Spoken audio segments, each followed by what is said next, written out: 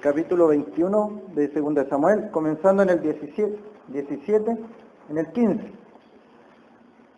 Como título, Abisai libra a David del gigante. Volvieron los filisteos a hacer la guerra a Israel, y descendió David y sus siervos con él. Y pelearon con los filisteos y David se cansó. Hasta ahí, por el momento, la lectura. Recordémonos quién era David. David, el jovencito contra el gran Goliat. David derrotó al gigante. El libro de los Hechos nos dice que David sirvió a su generación y mató al gigante Goliat. Contra todos los pronósticos posibles, él lo mató. No tenía por dónde ganar, pero él ganó, venció. Y cuando él llega al campamento de los israelitas y ve que este gigante anda por 40 días hablando en contra del Dios de Israel, y todo el mundo piensa, bueno, esa será la voluntad de Dios. Será esa la voluntad de Dios porque nos hemos apartado de los caminos del Señor. Pero David llega, que no tiene nada que ver con guerra, él iba a dejarle alimento a sus hermanos, y David, algo le pasa en su corazón, y tiene que haber conversado con Dios, tiene que haber orado, tiene que haber meditado, pero la Biblia nos dice que él va y se enfrenta a este gigante. No utiliza las armaduras de Saúl, no le son cómodas, no había utilizado antes armadura, sino que con su experiencia anterior, él dice, tu siervo había matado leones, había matado osos, y cuidaba así de las ovejas, porque tu siervo era pastor de ovejas. Pero pasa el tiempo y vemos aquí a David cansado, y aparece otro gigante. Aparece un gigante que está a punto de matar a David. David está cansado, David se cansa. Y quisiera hablar a mis hermanos más jóvenes, que hay hermanos aquí que llevan años. Y estoy hablando, cuando hablo de joven, no joven de edad, sino que joven en el Señor. Hermanos que llevan años y que han matado a sus gigantes y han servido a sus generaciones. Y se cansan también, se cansan. Y podemos orar por ellos, podemos interceder por ellos, pedirle al Señor para que la carga sea más liviana. Y esa es una enseñanza que yo vi aquí. David, el jovencito, el que mataba gigantes, el que no tenía miedo, se cansó, porque era humano, se cansó. Y al momento de cansarse David, el versículo 16 dice, e Isbi-Benob, uno de los descendientes de los gigantes, cuya lanza pesaba 300 ciclos de bronce, y quien estaba ceñido con una espada nueva, trató de matar a David, trató de matarlo.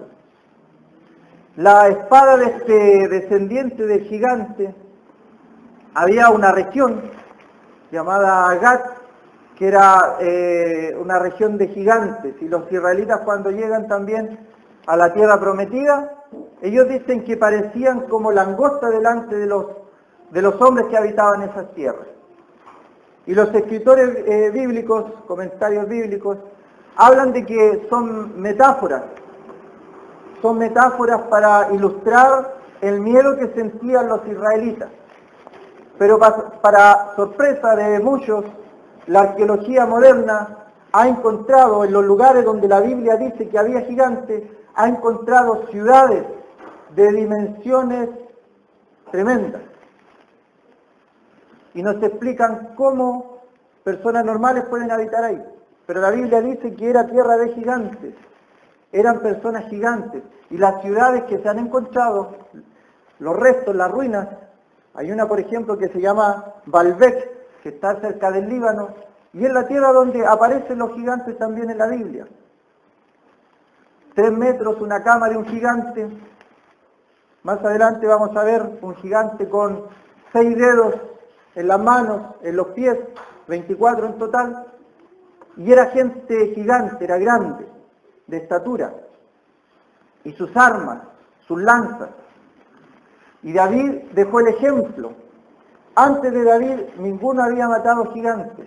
Antes de David ninguno se había atrevido a hacer esa proeza, a hacer esa hazaña. Pero David dijo, en el nombre de Jehová de los ejércitos, lo iba a vencer. Y lo venció. Y no lo venció por sus fuerzas, ni por su espíritu, ni por la confianza que él tenía en él, sino que lo venció por la confianza que tenía en Dios, en Jehová de los ejércitos. Y a él le irritaba que un incircunciso, un filisteo, estuviera hablando en contra de Jehová, Dios de los ejércitos. Pero ahora David está cansado, ha pasado el tiempo, el rey de Israel está cansado, y dice que Isbenod, descendiente de los gigantes, con una espada nueva, trató de matar a David. Y esto me llama la atención porque el mundo que simbolizaría este gigante siempre saca cosas nuevas. Y aquí el gigante tiene una espada nueva, y dice una espada nueva con la cual trató de matar a David. Y hay cosas nuevas, hay cosas novedosas que tratan de matar a los hombres de Dios. Y David estaba cansado, y la espada nueva trató de matarlo, y apareció este personaje. 17. Mas Abisai, hijo de Sarbia, llegó en su ayuda, e hirió al filisteo y lo mató. Entonces los hombres de David le juraron diciendo, nunca más de aquí en adelante saldrás con nosotros a la batalla, no sea que apagues la lámpara de Israel. El cuidado hacia los hombres de Dios que han servido por años. El cuidado hacia los hombres de Dios que ya han matado a sus gigantes. A los hombres de Dios que han servido a sus generaciones. Y que va pasando el tiempo y las nuevas generaciones tienen que ayudar, tienen que apoyar. Una de las características que tienen las asambleas de hermanos cuando nacen en el 1830, en Bristol, en Inglaterra, una de las características y que llamaba bastante la atención a las demás denominaciones era que todos eran sacerdotes. No había uno o dos personas que estaban trabajando por la iglesia, sino que todos se sentían con el derecho, con la propiedad que daba la Biblia, que decía que eran reyes y eran sacerdotes. Cada uno, cada una.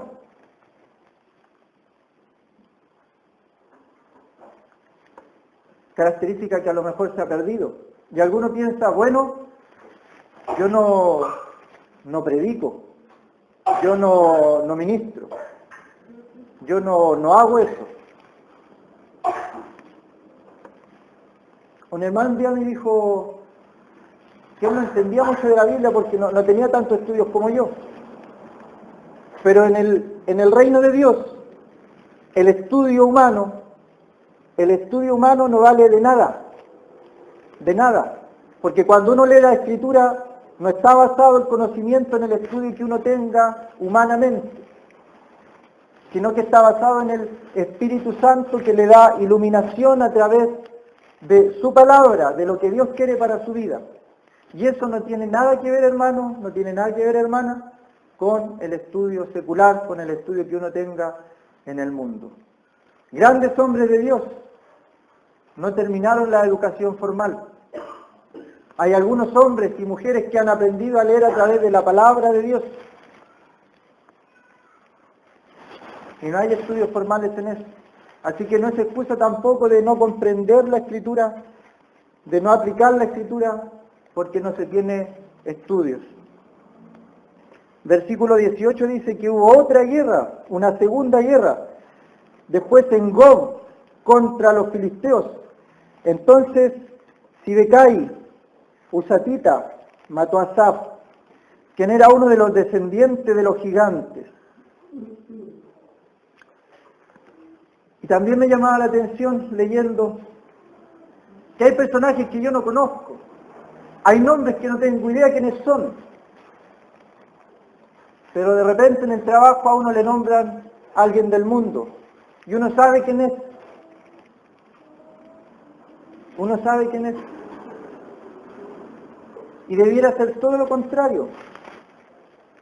Que cuando le nombren a alguien que resalta en el mundo, uno no sepa quién es. Pero que cuando nombremos a alguien que aparece en la Biblia, uno diga, ah, sí, lo conozco, lo he leído, sé quién es, sé lo que hizo.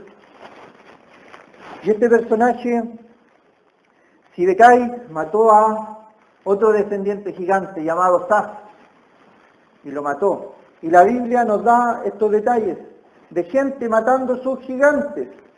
Y cada uno de nosotros, hermanos y hermanas, tenemos nuestros gigantes. Tenemos nuestros gigantes. Algunos lo hemos vencido, otros nos quedan por vencer. Cada uno de nosotros tiene gigantes. ¿Qué son los gigantes? Está el gigante del temor, el gigante del miedo, el gigante de la turbación, el gigante de la desesperación, a veces de la angustia, son gigantes. Los problemas son gigantes. Y cada uno puede matar sus gigantes. Así como David mató gigantes, usted puede matar sus gigantes. Y usted sabe cuáles son sus gigantes y los puede matar. No en sus fuerzas, no lo logrará. Mas en el nombre del Señor puede matar gigantes. Hermano, el gigante de la enfermedad, el gigante de la muerte. Estuve a punto de morir. Vi cómo cayó ese gigante de la muerte, cuando todos decían que iba a morir. Lo vi caer, no morir. No por mérito mío, porque el Señor dijo que no iba a morir.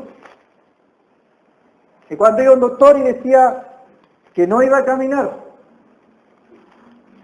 que era imposible, y llegaba otro doctor y yo le hacía la misma pregunta, me decía que no, que era imposible, llegaba otro y así sumaron 8 doctores. Yo preguntaba si había algún país lejano, algún médico especialista que pudiera solucionar mi problema, y no hubo ninguno, nadie. No se puede, es imposible. Y recién ahí comprendí lo que era la fe. Recién ahí comprendí lo que era la fe, cuando todo el mundo dice que no se puede en lo humano, recién ahí comienza lo que es la fe, la certeza de lo que se espera, la convicción de lo que no se ve, de lo que es imposible para el hombre, Dios lo hace posible.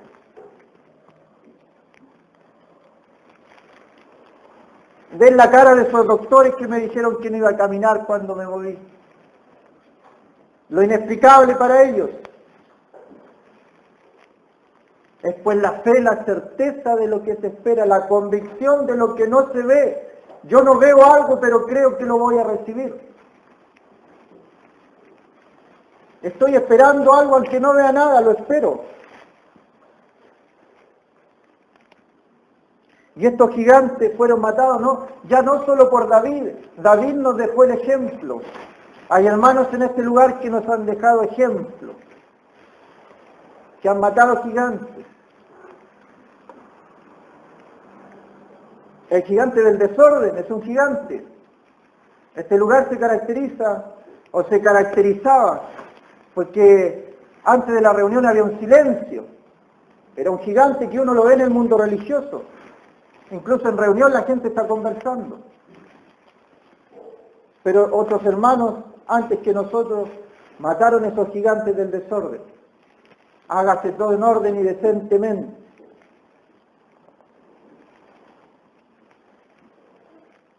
Hubo otra guerra, el 19. Dice, otra vez guerra, y podemos considerar eso. El 18 dice, una segunda guerra, el 19 dice, otra vez hubo guerra, el 20 dice, después hubo otra guerra, y así. Una guerra tras otra guerra, pero los gigantes eran muertos. Los israelitas avanzaban, triunfaban, vencían gigantes. Hubo otra vez guerra en Gom contra los filisteos, en la cual el Hanán, hijo de Jaare Orejim de Belén, mató a Goliat, geteo, el asta de cuya lanza era como el rodillo de un telar. Armas impresionantes, armas que podían alcanzar a una distancia aproximada de 2 metros, 3 metros, a otro contrincante, a otra persona. Y los israelitas tenían miedo, tenían temor, pero aparecían paladines, aparecían héroes, vencían gigantes. El versículo 20.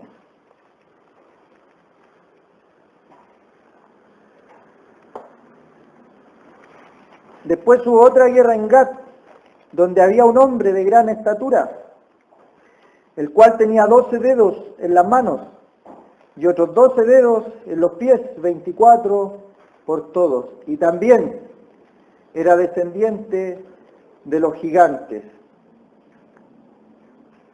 Las manos y los pies, estos gigantes son el mundo.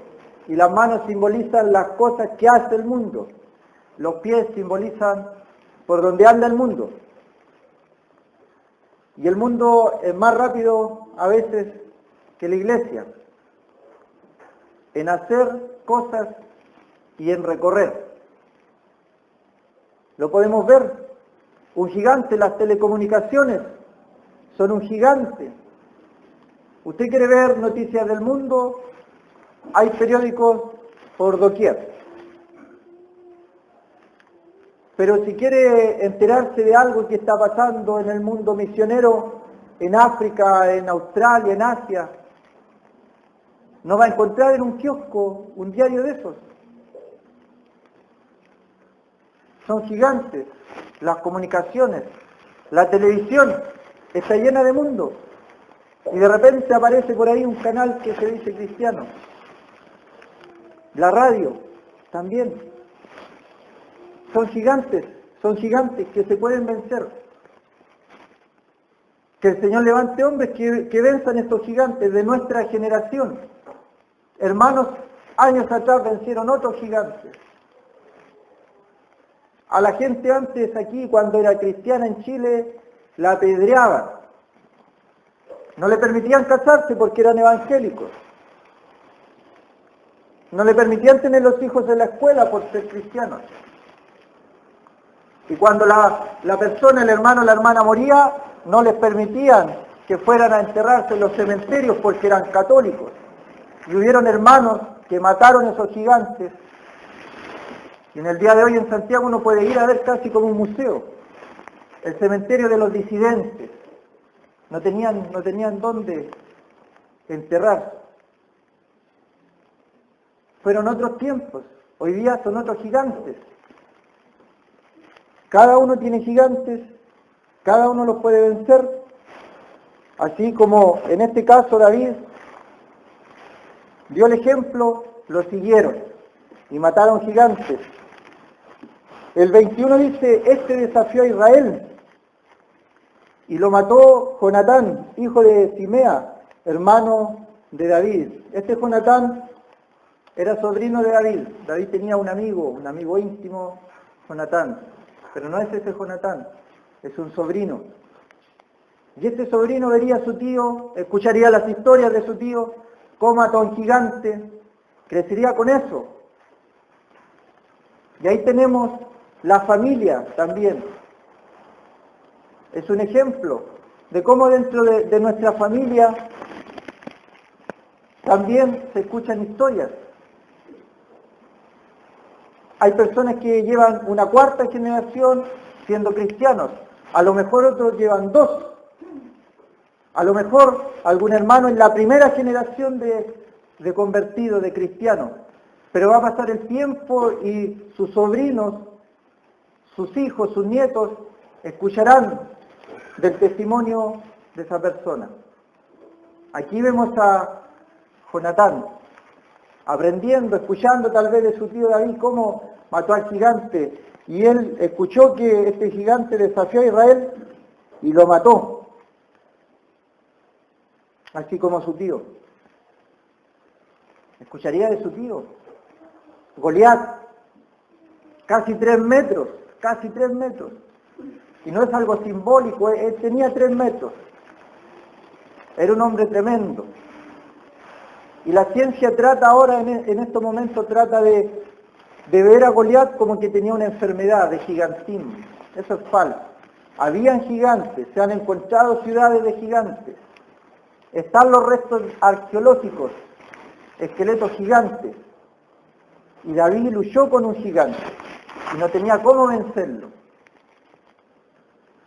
Y lo venció con una piedra y cortó su cabeza y llevó su cabeza delante del rey, el rey de Israel, Saúl. Y aparece el cántico de David. El 22 dice, estos 4 eran descendientes de los gigantes en Gat, los cuales cayeron por mano de David, y agrega la escritura, y por mano de sus siervos, por manos de sus siervos. Entonces, si vemos cómo David dejó un ejemplo, y apliquémoslo a nosotros. Tenemos recuerdos de hermanos que dejaron ejemplo en este lugar, de hermanas que dejaron ejemplo en este lugar, y mataron sus gigantes. Aunque todo el mundo a lo mejor anduviera con el cabello corto, la hermana andaba con el cabello largo. Aunque en ningún otro lugar se usara el velo, porque en el día de hoy también en otros lugares se utiliza el velo, el Señor ha iluminado a hermanos para mostrar la escritura acerca del velo. Cuando no se usaba, la hermana usaba su velo. Son gigantes que hay que vencer. El gigante de la fe, la enfermedad, la muerte. Los descendientes de Gat. Y habló David a Jehová las palabras de este cántico el día que Jehová le había librado de la mano de todos sus enemigos y de la mano de Saúl. Dijo, versículo 2, Jehová es mi roca y mi fortaleza y mi libertador, Dios mío, fortaleza mía, en él confiaré. Mi escudo y el fuerte de mi salvación, mi alto refugio, salvador mío, de violencia me libraste. Invocaré a Jehová, que eres digno de ser alabado, y seré salvo de mis enemigos. Me rodearon ondas de muerte, y torrentes de perversidad me atemorizaron. Ligaduras del Seol me rodearon, tendieron sobre mí lazos de muerte. En mi angustia invoqué a Jehová, y clamé a mi Dios, y él oyó desde su templo, y mi clamor llegó a sus oídos. La tierra fue conmovida y tembló, y se conmovieron los cimientos de los cielos. Se estremecieron porque se indignó él. Humo subió de su nariz, y de su boca fuego consumidor. Carbones fueron por él encendidos, e inclinó los cielos y descendió.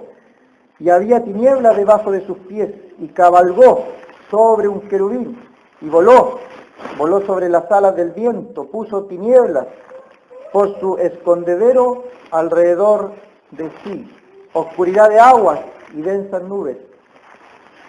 Por el resplandor de su presencia se encendieron carbones ardientes, y tronó desde los cielos Jehová, y el Altísimo dio su voz. Y sigue el cántico de David, pero me llama la atención a mí. David está elevando un cántico a Dios. En ninguna parte se exalta a él.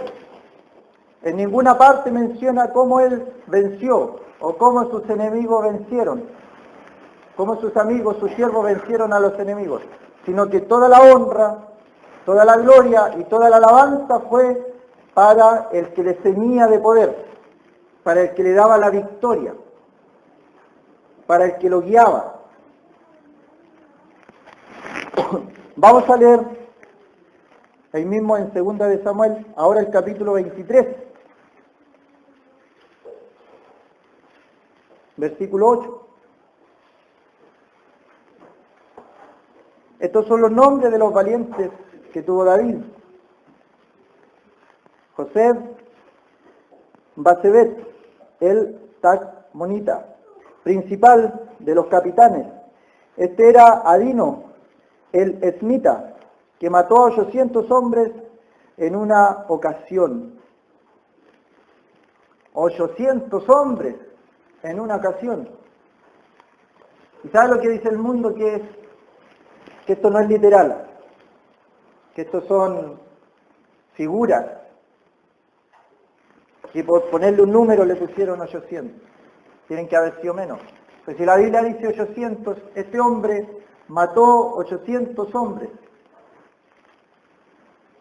Eran diestros con la espada, eran diestros con la lanza, eran diestros con el arco. Y cada una de esas cosas nos deja una enseñanza espiritual. Versículo 9.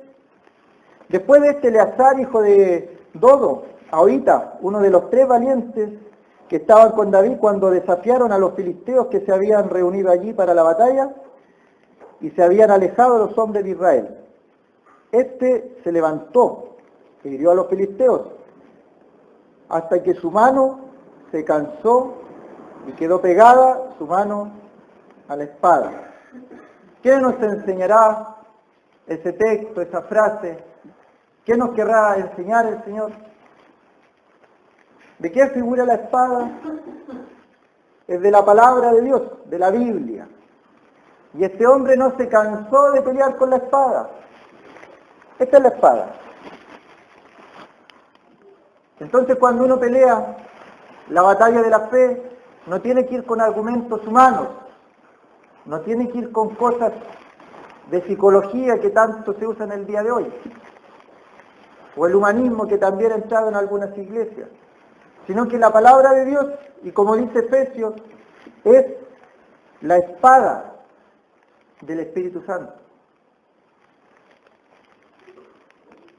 Y aquí nos muestra un varón valiente que toma su espada y pelea tanto con los filisteos que su mano se cansa y la espada queda pegada a su mano. Es como que si nosotros utilizáramos bastante la Escritura y estuviéramos siempre con la Escritura, se llegaría a mimetizar con nuestro lenguaje, con nuestro hablar. Y como dice Pedro, si alguno habla, hable conforme a las palabras de Dios. Si alguno ministra, ministre conforme al poder. Entonces, si alguno habla, hable conforme a las palabras. Y me da esa idea, que la espada se pegó a su mano, en el versículo 10.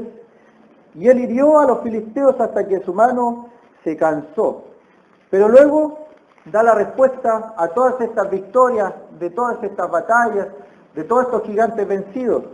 Dice, aquel día Jehová dio una gran victoria y se volvió el pueblo en pos de él tan solo para recoger el botín. Fíjense, un hermano puede luchar las batallas. Hay hermanos más fuertes que otros somos más débiles. Y hay hermanos fuertes, hay hermanos que pueden ir delante, ir peleando, ir venciendo. Y dice que el pueblo, a lo único que se dedicó el pueblo en esta ocasión, cuando aparece este hombre que peleaba con la espada para todos lados, y se le pega la espada a su mano, a lo único que se apareció el pueblo fue a recoger el botín. Pero también recoger el botín es un trabajo. Hay hermanos que salen a buscar niños. Hay hermanos que salen a invitar personas y llegan personas a este lugar. Recoger el botín sería, ya que los niños están aquí, ¿le ha preguntado alguna vez el nombre a un niño? ¿Sabe el nombre de los niños que vienen a la escuela dominical? ¿Sabe dónde viven los niños que vienen a la escuela dominical? Y no le estoy hablando a los tíos, no estoy hablando a los profesores que hacen las clases. Somos todos. La reunión de la escuela dominical es una reunión que está instituida por la asamblea local. Es una reunión de la asamblea local. Aunque no lo parezca porque no estamos tan callados como estamos ahora. Pero es una reunión de la asamblea local. ¿Le hemos preguntado el nombre a un niño? ¿Cómo está? Mañana es el paseo de los niños. ¿Por qué no hay niños hoy día?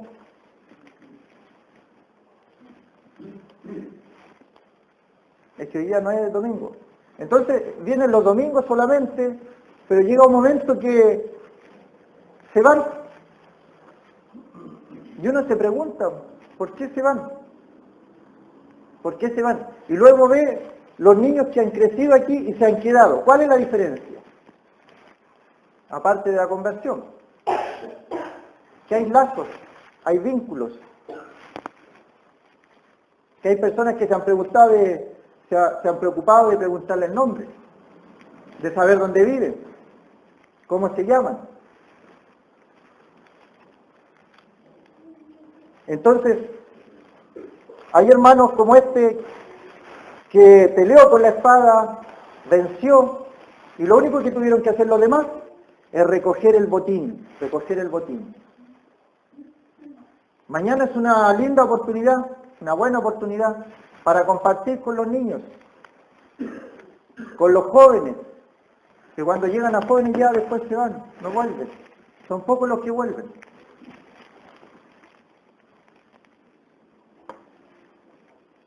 Volvieron solamente a buscar el botín. Y el versículo 11.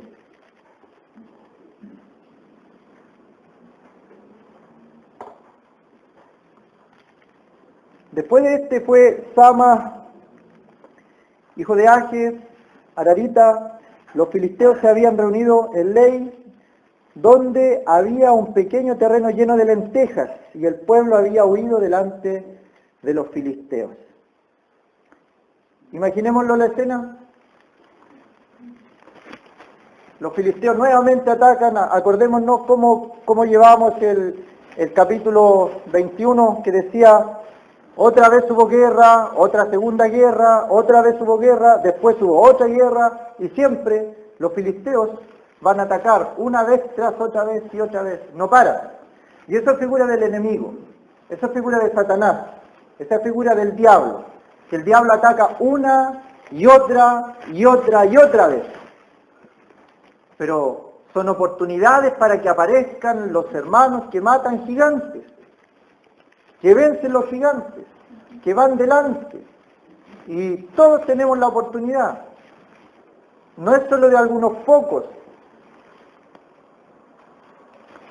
Así que cuando aparecen los filisteos, el pueblo de repente huye y deja botado un terreno, dice, de lentejas. ¿Sí? Lentejas. ¿A quién le importan las lentejas? ¿Se acuerda de algo que había pasado con las lentejas?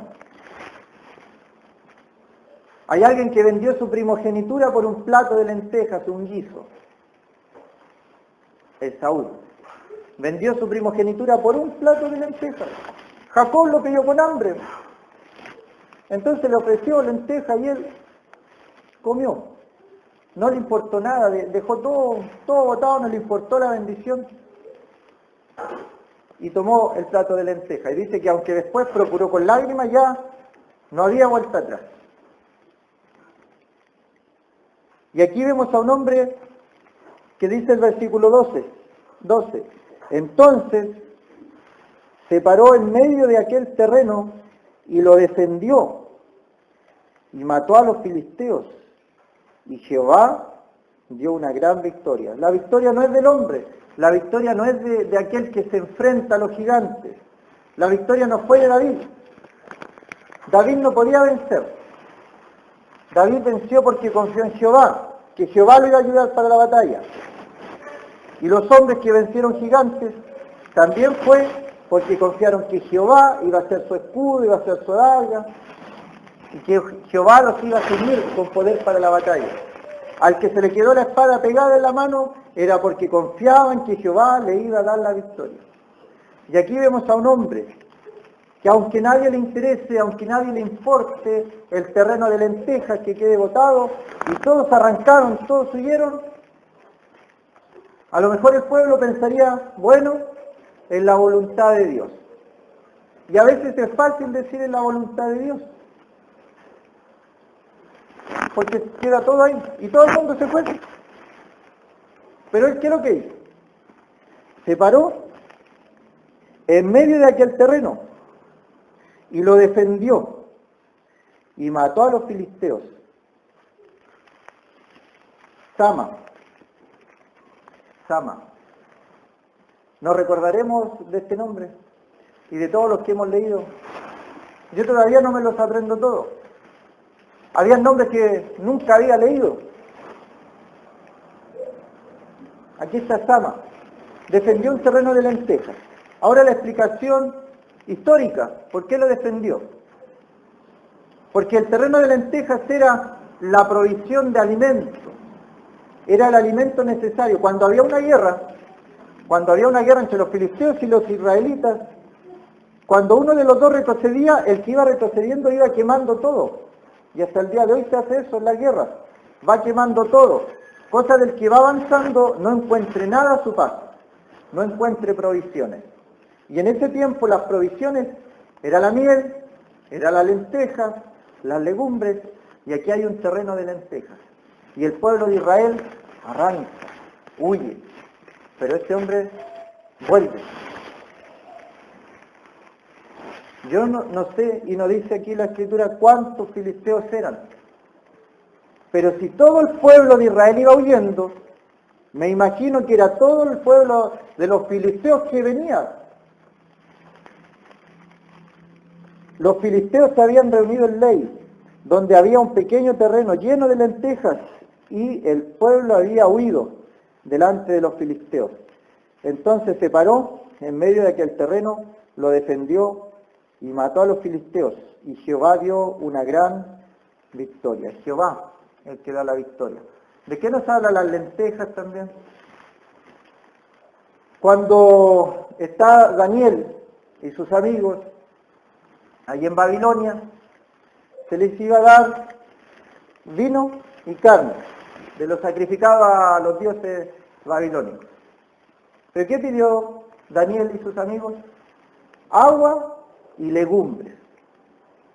Y pasados 10 días, dice que el rostro de ellos, su semblante, estaba más bien que el semblante de los que comían vino y la carne del rey. En lo espiritual, en la enseñanza, en la doctrina sólida, hay lugares donde se está comiendo comida chatarra en el día de hoy, donde no hay palabra de Dios. Hay psicología, hay humanismo, hay mimos, hay de todas cosas.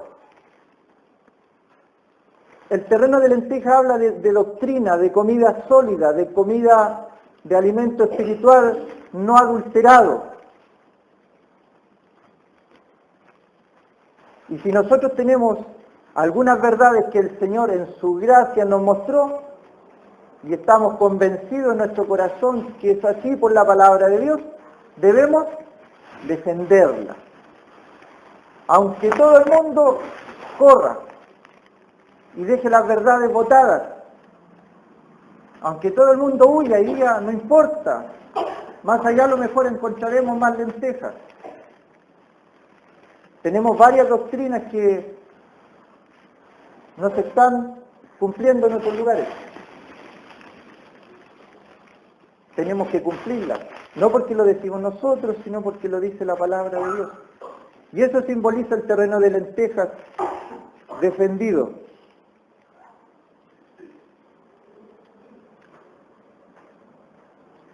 Versículo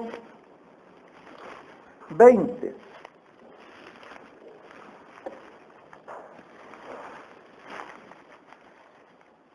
Después, Benaía,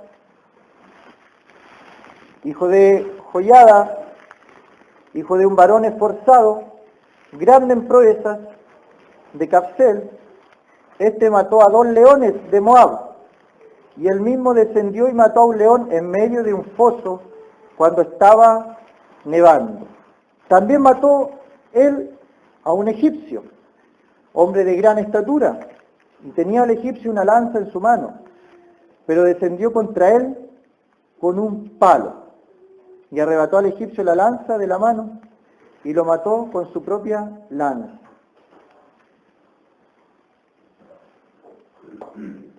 Hay harta enseñanza ahí, hay harta enseñanza. A lo mejor Uno al leerla así, es una historia de peleas. Lanzas van, espadas vienen, gigantes caen. Pero todo eso, según el Nuevo Testamento, es para nuestra enseñanza espiritual. Por ejemplo, los leones. ¿De qué nos hablan los leones? Pedro nos dice que Satanás anda como león rugiente buscando a quien devorar. Y al que lo pilla mal parado, lo devora. No se dio ni cuenta. Los leones son figuras de Satanás. Y aquí vemos a un hombre valiente, y qué importante que habla también del papá. Y dice que su padre era un hombre esforzado. Dice el versículo 20, hijo de joyada, hijo de un varón esforzado, grande proeza. Y están los recuerdos de los padres, de las madres, en este mismo lugar. Y los años van pasando, y a lo mejor uno se puede ir olvidando. Pero la mayoría de los que estamos aquí fue porque nuestros padres nos trajeron, porque nuestras madres nos trajeron. Instruye al niño en su camino y cuando sea viejo no se apartará de él. Los padres, la importancia de la crianza de los hijos. Dice que este hombre mató a 2 leones en Moab. Moab. ¿De qué nos habla Moab? ¿De dónde sale Moab? Los moabitas. Era un pueblo idólatra que tomaba las guaguas, tomaba a los niños y los quemaba al dios Quemos. Y los descuartizaba y después los quemaba ahí a la estatua. Los moabitas. Era un pueblo cercano. Y fijémonos que así como los filisteos, así también los moabitas y los edomitas eran pueblos que rodeaban a Israel. ¿De qué nos habla esto? Que el enemigo no está muy lejos de nosotros. Está cerca. Los moabitas eran vecinos. Los filisteos eran vecinos, vivían cerca. Después más adelante hay otro enemigo que son los egipcios. Ya eso es figura del mundo, está más lejos el Egipto. Pero los filisteos, los moabitas, los edomitas, estaban cerca, eran casi vecinos. Y vemos el caso de Elimelech, cuando hay pobreza, y él le da miedo y se arranca con toda su familia para la tierra de Moab. Se murió él, se murieron sus 2 hijos. Y volvió Noemí, diciendo, llámenme Mara. Yo antes era Noemí, pero ahora llámenme Mara, porque le fue mal. Si en el mundo va mal, le fue mal. Y la misericordia de Dios logró reconstruir esa descendencia a través de Ruth, la moabita. Pero fue la misericordia de Dios. Y Elimelech se fue, tuvo miedo a la tierra de Moab. Pero fíjese que cuando Noemí vuelve, la saludan los vecinos. O sea que no era tanto el hambre porque los vecinos no se fueron. Aguantaron ahí. Y para realizar un viaje también se necesitan recursos. Así que Elimelech quería vivir la vida y se fue y le fue mal. Y aquí vemos, este hombre mató a un león, a 2 leones de Moab. Y él mismo descendió y mató a un león en medio de un foso cuando estaba nevando. Nevando. ¿De qué habla la nieve? De frío. De frío. Y él dice el foso. El foso. Daniel estuvo en un foso de los leones y lo protegió Dios en el foso de los leones. El profeta Elías estuvo en un foso y lo ayudó Dios, lo alimentó, le dio agua. Podemos pensar en Jonás, en el vientre del pez, como que si estuviera en un foso. Siempre nos habla de angustia, de depresión. Pero en ese lugar ahí, y con nieve, que nos habla de frío, que hay hermanos que se enfrían espiritualmente. Pero aún ahí, el Espíritu Santo puede hacer el milagro de que puedan vencer a un león. Y dice, él mismo descendió y mató a un león en medio de un foso, cuando estaba nevando. Y la nieve habla de los tiempos malos, del frío. Hay momentos malos, hay momentos fríos espirituales, sí. Pero aún ahí se puede matar un león. Son enseñanzas espirituales. Este hombre mató leones en Moab. Moab nos puede hablar también de la familia, los cercanos. Y luego aparece este egipcio. Dice que era un hombre de gran estatura. Era otro gigante. Y ya hemos visto cómo cada persona que confió en Jehová, que iba a matar al gigante, lo mató. Y aquí este hombre también confía y dice, mató al egipcio, hombre de gran estatura. Y tenía el egipcio una lanza en su mano, pero descendió contra él con un palo. Imagínense la diferencia. Un palo. Hay un salmo, es el salmo del buen pastor. Tu vara y tu callado me infundirán aliento. Ahí está, una vara. Tu vara y tu callado, un palo, era un palito, que las ovejas cuando se descarriaban, el pastor hacía sonar ese callado en las piedras y las ovejas corrían hacia el ruido. Y este hombre descendió con un palo y le quitó al egipcio su arma. Tenía el egipcio una lanza en su mano. Él desciende con un palo y dice que arrebató al egipcio la lanza de la mano y lo mató con su propia lanza. Y aquí podemos ver también la figura de nuestro Señor Jesucristo. Dice que Él venció al que tenía el imperio de la muerte, a saber, Satanás, y lo venció por la misma muerte. Y el Señor es el dador de la vida, y la muerte es otro gigante más, que delante de Dios, delante del Señor Jesucristo, que es el número uno en vencer gigantes, no puede estar la muerte. Vemos ahí una niña de 12 años que muere y todo el mundo se ríe porque el Señor dice, no lloréis, no está muerta, solo duerme.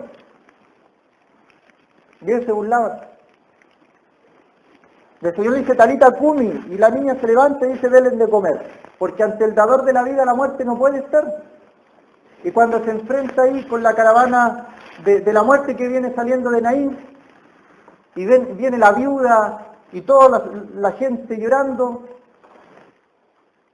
y él viene con sus discípulos, y el encuentro entre la alegría y la tristeza, entre la vida y la muerte no puede quedar ahí. Y el Señor hace parar el féretro y al joven, levántate, y se levanta el joven. Y Lázaro, 4 días, estaba hediondo, lleve ya. Y las hermanas llorando, y si hubieras estado aquí mi hermano no hubiera muerto. Y el Señor dice, yo soy la resurrección y la vida. Y va al lugar y dice, Lázaro, ven fuera. Y el que había estado muerto salió atado de pies y manos. El gigante de la muerte el Señor lo puede derrotar, lo puede vencer. Como le decía, hermano, yo no tengo mucha fe, pero cuando dijeron que iba a morir me aferré al Señor. Y el Señor no hace excepción de personas. Si lo hizo conmigo, ¿por qué no lo puede hacer con usted? Cuando 8 doctores decían que no había solución, que no se iba a levantar, que iba a quedar paralítico ahí, vegetal en una cama, y el Señor dijo no, y me levantó. Yo estaba orando fervientemente, y cuando hay problema uno ora día y noche. Y sé que aquí también la iglesia oraba, y en otras congregaciones también supe que oraban. Todavía de repente sé que estaban orando por mí. Y el Señor dijo otra cosa. La última palabra la tiene el Señor. Los gigantes pueden ser grandes, pueden tener 6 dedos, pueden tener lanzas gigantescas, pueden atemorizarnos, pueden tener escudos, pero nosotros vamos en el nombre del Señor. Y en el nombre del Señor, todos estos gigantes, todos estos egipcios, todos estos leones pueden ser derrotados. Mató al egipcio y le quitó su propia arma. El Señor Jesucristo venció al que tenía el imperio de la muerte, lo venció a través de la muerte. Él murió y Satanás pensó que había ganado. Pasó el primer día, el segundo día, y al tercer día algo estaba pasando. Y el Señor llevó, dice, cautiva la cautividad y se fue. Toda la gente que estaba en el paraíso, en el seno de Abraham, se la llevó al cielo. Y Satanás no pudo hacer nada, lo venció.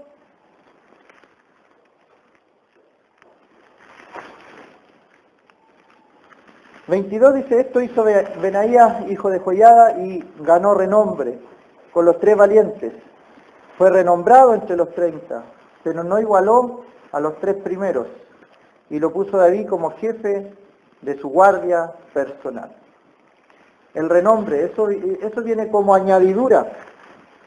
Si uno ve los libros de teología o de historia bíblica, los grandes hombres que a través de la historia hicieron grandes cosas, ninguno de ellos tenía mérito para hacer algo.